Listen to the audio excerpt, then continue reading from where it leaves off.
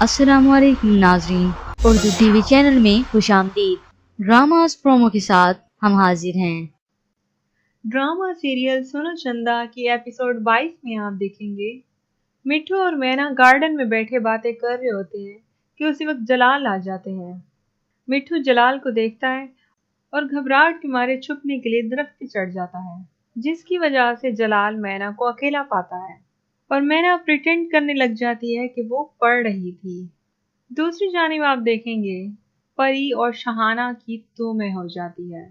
پری شہانہ سے کہتی ہے، پتہ ہے مجھے یہ جو سارا دکھ ہے نا تجھے اس جائیداد کے اوپر، کیونکہ تجھے حصہ جو دینا پڑ رہا ہے معصومہ کا۔ پری کی اس بات پہ معصومہ اترانے لگتی ہے اور شہانہ کہتی ہے، آرام سے بات کر، یہ جو تو پتر کے بیاہ کے لیے چکر چلا رہی ہے نا، یہ میں بہت اچھی طریقے سے جانتی ہوں۔ بچوں رشتہ ملے نہ ملے، تدفین تیری انشاءاللہ پشاور میں ہی ہوگی۔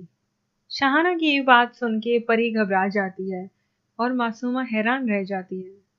اگلے سین میں آپ دیکھیں گے جلال اور ارسل آفس میں بیٹھے ہوتے ہیں کہ جلال کو ارسل کہتا ہے، پہلے بھی آپ کو کہا ہے یہ پارٹنرشپ کے روب نہ کہیں اور جھاڑا کریں، بلکہ میں ابا کا فون کرتا ہوں۔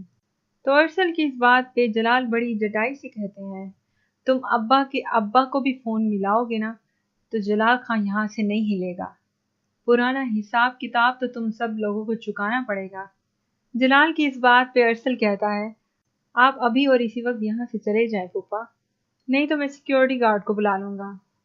تو ویورز، آپ کو کیا لگتا ہے کہ معصومہ کو اس کا شرعی حصہ ملے گا؟